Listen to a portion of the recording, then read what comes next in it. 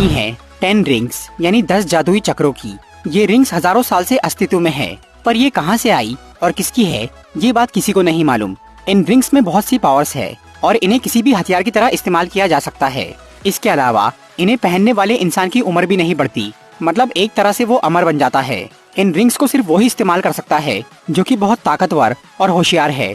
लगभग 1000 साल पहले ये रिंग्स वेनवू नाम के एक चाइनीज आदमी को मिली, और क्योंकि वेनवू उन रिंग्स के काबिल था इसीलिए वो उसकी शक्ति का इस्तेमाल कर पाया। पर उसने इस ताकत का सही इस्तेमाल करने की बजाय इससे पूरी दुनिया पर कब्जा करना शुरू कर दिया। वेनवू ने अपनी एक आर्मी बनाई थी जिसका नाम था 10 रिंग्स। उसकी मदद से उसने सदियों तक पूरी दुनिया पर अपनी हुकूमत फैलाई, लेकिन बाद में उसका इस सब से दिल भर गया और अब उसे चमत्कारों और जादुई शक्तियों में दिलचस्पी आने लगी। इसीलिए वेनवू ने माइथोलॉजी की स्टडी करना शुरू किया। फिर 1996 में उसे टालो नाम की एक जगह के बारे में पता चला। टालो एक दूसरा डायमेंशन है जहाँ पर बहुत से रहस्यमय जानवर है और वो जगह जादुई शक्तियों से भरी है। वेनवू ने इस दुनिया में तो अपनी पकड़ काफी मजबूत कर ली थी और अब वो टालो पर भी कब्जा करना चाहता था, इसीलिए उसने उस जगह की काफी रिसर्च की। फिर एक दिन वो अपने कुछ साथियों के साथ टालो जाने के लिए निकल पड़ा। टालो का रास्ता एक जादुई जंगल के उस पार था।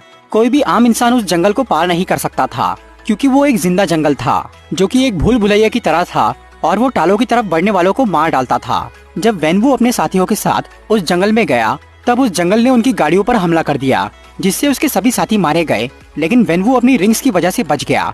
फिर वो किसी तरह उस जंगल को पार करता हुआ टालो के प्रवेश द्वार तक पहुंच जाता है। वहाँ पर उसे यिंगली नाम की एक औरत मिलती है जो कि टालो की गार्डियन थी। वेनवू जब टालो में घुसने की कोशिश करता है तो यिंगली उससे लड़ना शुरू कर देती है। वेनवू अपनी रिंग से उस पर हमला करता है, लेकिन फिर भी वो यिंगली को हरा नहीं पाता क्योंकि टालो में रहने वाले सभी लोगों के पास जादुई शक्तियाँ थी और यिंगली तो एक बहुत ही ताकतवर योद्धा भी थी। उसने अपनी शक्तियों से न सिर्फ वेनवू को अच्छी टक्कर दी बल्कि उसकी रिंग्स को भी अपने काबू में कर लिया और वेनवू को हरा दिया। लेकिन यिंगली ने उसे जान से नहीं मारा और वेनवू भी उससे नाराज नहीं हुआ क्योंकि वो दोनों एक दूसरे को पसंद करने लगे थे। इसके बाद वेनवू ने उस जंगल में आना जाना शुरू कर दिया और वो यिंगली के साथ वक्त बिताने लगा। अब उन दोनों को एक दूसरे से प्यार हो गया था और उन्होंने शादी करने का सोच लिया था, पर टालो के लोगों को उनका ये रिश्ता पसंद नहीं आया। यिंगली चाहती थी कि वो वेनवू के साथ टालो में ही रहे, लेकिन वहाँ के लोगों ने वेनवू की बुराइयों की वजह से उसे वहाँ आने नहीं दिया। इसीलिए यिंगली टालो को छोड़कर वेनवू के साथ चाइना चली गई और उसने उससे शादी कर ली। टालो को छोड़ने की वजह से यिंगली की शक्तियाँ भी चली गई और यिंगली की अच्छाइयाँ देखकर वेनवू ने अपने सारे बुरे काम बंद कर दिए, यहाँ तक कि उसने अपनी रिंग्स भी उतार कर रख दी। फिर सन 2000 में वेनवू के बेटे का जन्म हुआ जिसे उसने नाम दिया शांगची, और इसके 4 साल बाद उसे एक बेटी भी हुई जिसका नाम था शियालिंग। अब वेनवू की जिंदगी बिल्कुल बदल चुकी थी। वो एक अच्छा इंसान बन गया था और वो अपने परिवार के साथ बहुत खुश था। उधर दुनिया में एक खबर फैल गई थी कि वेनवू ने अपनी रिंग्स उतार दी है और अब उसके पास कोई सेना भी नहीं है। इस बात से उसके दुश्मन बहुत खुश हुए और अब उन्हें वेनवू से बदला लेने का सही मौका मिल गया। फिर सन 2007 में जब शांगची 7 साल का था और उसकी बहन 3 साल की थी, तब एक दिन वेनवू के कुछ दुश्मन उसके घर आ जाते हैं। लेकिन उस दिन वेनवू कहीं बाहर गया हुआ था और घर पे यिंगली और उसके दोनों बच्चे थे। आयरन गैंग के वो लोग यहाँ वेनवू को मारने आए थे, लेकिन वो घर पे नहीं था, इसीलिए वो उसकी फैमिली को मारने का सोच लेते हैं। यिंगली उन्हें समझाने की कोशिश करती है, इससे वो बच्चों को तो छोड़ देते हैं पर वो उसे मारने का फैसला कर लेते हैं। फिर यिंगली उनसे लड़ना शुरू करती है। हालांकि वो एक अच्छी फाइटर थी, लेकिन अब उसके पास उसकी शक्तियाँ नहीं थी और क्योंकि वहाँ आयरन गैंग के बहुत सारे लोग आए थे इसीलिए वो उनके आगे टिक नहीं पाती और वो मारी जाती है। बाद में जब वेनवू अपने घर पहुंचा तब तक उसके दुश्मन वहां से जा चुके थे। वहां पर यिंगली को मारा देखकर और आयरन गैंग के कुछ लोगों की लाशें देखकर वेनवू ये समझ जाता है कि ये काम किसका है। इस घटना की वजह से वेनवू का अच्छाई पर से भरोसा उठ जाता है और वो फिर से अपनी रिंग्स पहन लेता है ताकि वो उन लोगों से बदला ले सके। फिर वो उस अड्डे पर जाता है जहाँ पर आयरन गैंग के लोग मौजूद थे और वो शांगची को भी अपने साथ ले जाता है ताकि वो उन गुंडों की पहचान कर सके जिन्होंने उसकी माँ को मारा था। फिर वेनवू अपनी रिंग्स की मदद से उन सबको मार देता है, लेकिन वहाँ पर आयरन गैंग का लीडर नहीं था, मतलब उसका बदला पूरा नहीं हुआ था। इसीलिए वेनवू ये तय करता है कि अब वो आयरन गैंग के लीडर को अपने बेटे के हाथों मरवाएगा। और तब वेनवू फिर से अपनी 10 रिंग्स ऑर्गेनाइजेशन चालू कर देता है और वो उसमें अपने बेटे को कड़ी ट्रेनिंग देना शुरू करता है। शांगची को फाइटिंग की प्रैक्टिस करता देख उसकी बहन शियालिंग को भी फाइटिंग सीखने की इच्छा होती है, लेकिन वहाँ लड़कियों का आना अलाउड नहीं था, इसीलिए शियालिंग अकेले ही अपनी ट्रेनिंग करती है और वो सबको दूर से देखकर ही सीखने लग जाती है। उधर आयरन गैंग के लीडर को ये पता चल गया था कि वेनवू उसे मारने वाला है, इसीलिए वो अपनी जान बचाने के लिए भागना शुरू कर देता है। फिर सन 2014 में शांची 14 साल का हो जाता है। अब उसकी ट्रेनिंग पूरी हो चुकी थी और वो एक बहुत खतरनाक फाइटर बन गया था। और अब वेनवू ने आयरन गैंग के लीडर को ढूंढ लिया था, इसीलिए वो शांची को उसे मारने भेजता है। फिर शांची अमेरिका जाता है और वहाँ वो आयरन गैंग के लीडर को मार डालता है। लेकिन वो मिशन पूरा करने के बाद उसे ये एहसास होता है कि उसने बदले की आग में अपनी माँ के संस्कारों को ही जला डाला, इसीलिए उसे बहुत पछतावा होता है और वो अपने पिता से दूर रहने का फैसला कर लेता है। फिर शांची सैन फ्रांसिस्को चला जाता है और वो अपना नाम और पहचान बदल कर वहीं रुक जाता है। दूसरी तरफ शियालिंग अपने घर पे ट्रेनिंग कर रही थी और वो अपने भाई का इंतजार कर रही थी, लेकिन शांची घर वापस नहीं आता और इस तरह से पूरे 6 साल बीत जाते हैं। शियालिंग अब 16 साल की हो चुकी थी और वो ये समझ गई थी कि अब उसका भाई वापस नहीं आएगा, इसीलिए वो भी घर से भाग जाती है। फिर वो चाइना के शहर मकाओ चली जाती है और वहाँ वो खुद का एक फाइटिंग क्लब खोलती है। उधर वेनवू को ये पूरी खबर थी कि उसके बच्चे कहाँ हैं और क्या कर रहे हैं। वो उन्हें जबरदस्ती घर वापस ला सकता था, पर वो उन्हें अपनी मर्जी से जीने का मौका देता है। फिर सन 2024 में वेनवू के साथ एक अजीब घटना घटती है। उसे अचानक अपनी बीवी की आवाज सुनाई देने लगती है। यिंगली की वो आवाज उसे ये बताती है कि वो अभी भी जिंदा है और टालो के लोगों ने उसे कैद करके रखा है। वो आवाज उसे मदद के लिए पुकार रही थी। ये सब सुन के वेनवू ये मान लेता है कि टालो के लोगों ने यिंगली को सजा देने के लिए उसे कैद किया है, क्योंकि उसने सबके खिलाफ जाकर वेनवू से शादी करी थी। उस आवाज की बातें सच मानकर वेनवू टालो में जाकर यिंगली को आजाद करने का फैसला कर लेता है, पर अपनी पूरी आर्मी के साथ उस जादुई जंगल को पार करना और टालो में घुसना बेहद मुश्किल था। इसलिए वेनवू वहाँ जाने का आसान तरीका ढूंढने लग जाता है और तब उसे उन लॉकेट की याद आती है जो कि यिंगली ने शांची और शियालिंग को दिए थे। वो लॉकेट यिंगली अपने साथ टालो से लेकर आई थी। वो असल में मैजिकल लॉकेट थे जिन्हें एक ड्रैगन की मूर्ति पर लगाने से टालो का रास्ता सामने आता था। टालो में घुसने के लिए वेनवू को उन लॉकेट्स की जरूरत थी, पर वो लॉकेट उसके बच्चों के पास थे और उसके बच्चे घर से भाग चुके थे। वेनवू न सिर्फ उन लॉकेट को हासिल करना चाहता था, बल्कि वो अपने बच्चों को भी घर वापस लाना चाहता था, ताकि उसकी बीवी के लौटने पर पूरी फैमिली एक हो सके। इसीलिए वो शांची को शियालिंग के नाम से एक पोस्ट कार्ड भेजता है और वो उस कार्ड में ऐसा लिखता है कि शियालिंग उसे मकाओ में मिलने बुला रही है, ताकि शांची भी मकाओ पहुंच जाए और वो वहां जाकर उन दोनों को घर वापस ला ले। दूसरी तरफ शांची इस सब से बिल्कुल अनजान था। उसे अब घर छोड़े 10 साल हो गए थे और वो अपनी पढ़ाई पूरी करके एक छोटी सी नौकरी कर रहा था। जब उसे शियालिंग के नाम का पोस्ट कार्ड मिलता है तो वो उसे इग्नोर कर देता है और इस तरह से कुछ दिन बीत जाते हैं। मतलब वेनवू का वो प्लान फेल हो गया था, इसीलिए अब वो अपने कुछ आदमियों को शांची का वो लॉकेट छीनने सैन फ्रांसिस्को भेजता है। उधर जब शांची अपनी फ्रेंड केटी के साथ एक बस से कहीं जा रहा था, तब उस पे 10 रिंग्स के आदमी हमला कर देते हैं। शांची उनसे लड़के उन्हें भगा तो देता है, पर वो लोग उसका लॉकेट छीनने में कामयाब हो जाते हैं। इसके साथ ही लड़ाई के दौरान एक आदमी ने शांची को ये बोल दिया था कि वो लोग उसकी बहन के पास भी जाएंगे। इसी वजह से शांची मकाओ जाने का सोच लेता है ताकि वो अपनी बहन को बचा सके, और यही वेनवू का नया प्लान था, शांची को मकाओ लाने का। फिर जब शांची मकाओ जाने लगता है तो उसकी फ्रेंड केटी भी उसके साथ वहाँ जाती है और तब शांची केटी को अपनी पूरी असलियत बता देता है। फिर वो दोनों मकाओ पहुंचकर शियालिंग के फाइट क्लब में जाते हैं और वहाँ जब शांची अपनी बहन से मिलता है तो शियालिंग पहले उस पर बहुत गुस्सा होती है, क्योंकि वो उसे अकेला छोड़कर घर से भाग गया था। बाद में जब शांची अपनी बहन से उस पोस्ट कार्ड के बारे में पूछता है, तब उसे पता चलता है कि वो कार्ड शियालिंग ने उसे नहीं भेजा था, और तभी उस क्लब पर 10 रिंग्स के बहुत सारे आदमी हमला कर देते हैं। शांची और शियालिंग उनसे लड़ने की कोशिश करते हैं, लेकिन वो लोग शियालिंग का लॉकेट छीन लेते हैं और तब वेनवू उनके सामने आता है और वो शांची, केटी और शियालिंग को वापस अपने घर लेकर चला जाता है। वहाँ वेनवू ने ये बताता है कि उसे यिंगली की आवाज सुनाई दे रही है और वो उसे मदद के लिए पुकार रही है। फिर वो उन लॉकेट का इस्तेमाल करके टालो का जादुई नक्शा बनाता है और बोलता है कि टालो में जाने का वो खास रास्ता साल में सिर्फ एक बार एक फेस्टिवल के दिन खुलता है, और वो फेस्टिवल 3 दिन बाद ही था।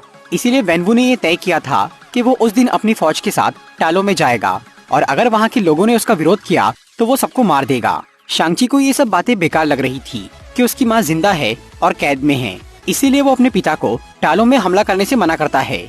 इससे वेनवू बहुत गुस्सा हो जाता है और वो शांची, शियालिंग और केटी को एक तहखाने में बंद कर देता है।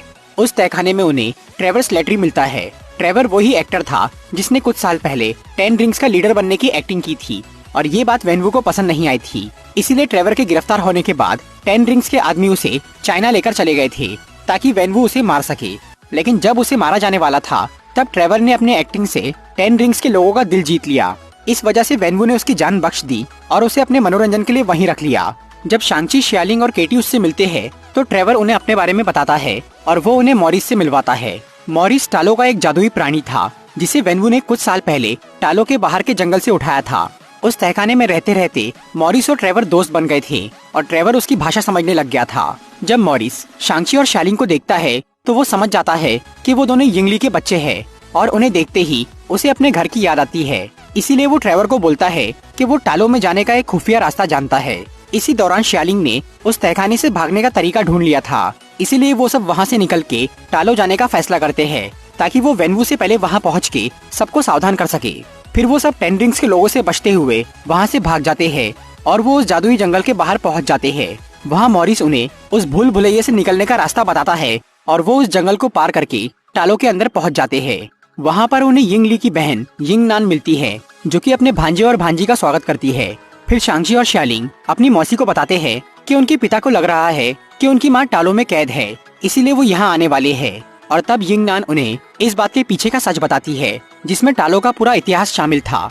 हजारों साल पहले जब टालो के लोग शांति से जी रहे थे तब अचानक उनकी दुनिया में एक दूसरे डायमेंशन का पोर्टल खुल गया जिसमें से बाहर निकली एक राक्षस की फौज। उस मॉन्स्टर का नाम था ड्वेलर इन डार्कनेस। वो और उसके साथी दूसरों की आत्मा चुरा के अपना पेट भरते थे। उन्होंने टालो में घुस के बहुत तबाही मचाई और कई लोगों को मारा। फिर वो टालो से निकल के पृथ्वी की तरफ बढ़ रहे थे, लेकिन तभी टालो की नदी में से एक जादुई ड्रैगन बाहर निकला जिसका नाम था द ग्रेट प्रोटेक्टर। इस प्रोटेक्टर ड्रैगन की शक्ति के आगे वो आत्मा भक्षक कमजोर पड़ने लग गए। फिर टालो के लोगों और ग्रेट प्रोटेक्टर ने मिलकर उस ड्वेलर की पूरी फौज को वापस उसके डायमेंशन में भेज दिया और फिर प्रोटेक्टर ड्रैगन ने अपनी खाल से वहाँ एक मजबूत दरवाजा बना दिया ताकि वो आत्मा भक्षक वहाँ से बाहर ना निकल सके। इसके बाद ग्रेट प्रोटेक्टर ने टालो के सभी लोगों को अपनी थोड़ी शक्ति और अपनी बहुत सारी खाल दी ताकि वो लोग उससे हथियार बना सके और उस डार्क गेट की रक्षा कर सके। तब से लेकर आज तक टालो के लोग उस गेट की रक्षा कर रहे हैं और जंग की तैयारी कर रहे हैं ताकि अगर कभी वो राक्षस बाहर आ जाए तो वो उसे हरा सके। वो ड्वेलर इन डार्कनेस खुद तो उस दरवाजे को कभी तोड़ नहीं पाया, इसीलिए उसने बाहर निकलने के लिए दूसरों को पुकारना शुरू कर दिया। उसने सदियों से कई ताकतवर लोगों को झूठा लालच देकर उस दरवाजे को तोड़वाने की कोशिश की, लेकिन जो कोई भी उसके बहकावे में आकर टालो गया उसे वहाँ के लोगों ने हरा दिया। फिर 2024 में उस राक्षस का ध्यान वेनवू पर गया। उसे ये समझ आ गया था कि वो 10 रिंग्स की ताकत से आजाद हो सकता है, इसीलिए उसने यिंगली की आवाज में वेनवू को पुकारना शुरू कर दिया। और क्योंकि वेनवू अपनी बीवी से बहुत प्यार करता था, इसीलिए वो उस आवाज को सुन के अपना होश खो बैठा और उसने टालो में जाकर उस दरवाजे को तोड़ने का फैसला कर लिया। यिंग नान की पूरी बात सुनकर शांची और शालिंग समझ गए कि अगर उनके पिता को रोका नहीं गया तो ये दुनिया तबाह हो जाएगी, इसीलिए उन्होंने जंग की तैयारी शुरू कर दी। फिर यिंग नान उन दोनों को ड्रैगन की खाल का कवच और हथियार देती है और उन्हें लड़ाई के नए तरीके सिखाती है। इसके साथ ही केटी भी वहाँ तीर चलाना सीखती है। फिर 3 दिन बाद जब उस फेस्टिवल के दिन टालो का रास्ता खुलता है तब वेनवू अपनी फौज के साथ वहाँ आ जाता है। वहाँ के लोग उसे समझाने की कोशिश करते हैं कि उस दरवाजे के पीछे उसकी बीवी नहीं बल्कि एक राक्षस है जो कि उसे बहका रहा है, लेकिन वो किसी की नहीं सुनता और वो अपने आदमियों को सबसे लड़ने बोलता है और वो खुद उस दरवाजे को तोड़ने निकल जाता है। फिर टालो और 10 रिंग्स के लोगों की जोरदार लड़ाई शुरू हो जाती है और शांची अपने पिता को रोकने जाता है। शांची के पास अब नया कवच और हथियार थे, लेकिन वो अब भी अपने पुराने तरीके से लड़ रहा था, इसीलिए वो कुछ देर तो वेनवू के आगे टिक जाता है, लेकिन आखिर में वो हार जाता है और फिर वेनवू उसे वहाँ की नदी में फेंक देता है और वो उस डार्क गेट के पास पहुँच जाता है। फिर वो अपनी रिंग्स का इस्तेमाल करके उस गेट को तोड़ना शुरू करता है। वो गेट बहुत बड़ा और बहुत मजबूत था, इसीलिए वो आसानी से टूटता नहीं, लेकिन उसमें कुछ क्रैक्स आ जाते हैं और उन क्रैक्स में से कई सारे छोटे आत्मा भक्षक बाहर निकल जाते हैं। लेकिन वेनवू उस तरफ ध्यान नहीं देता और वो पूरी ताकत से उस दरवाजे पर हमला करता रहता है। उधर वो आत्मा भक्षक टालो पर हमला कर देते हैं और वो कई लोगों को मार के उनकी आत्मा उस दरवाजे के अंदर ले जाते हैं ताकि उनके मास्टर की ताकत बढ़ जाए और वो वहाँ से बाहर निकल पाए। ये देखकर 10 रिंग्स के लोग अपनी लड़ाई रोक देते हैं और वो इस नई मुसीबत से निपटना शुरू करते हैं। उन राक्षसों को सिर्फ टालो के हथियार से ही मारा जा सकता था, इसीलिए 10 रिंग्स के लोग टालो के लोगों के साथ मिलकर उनसे लड़ते हैं।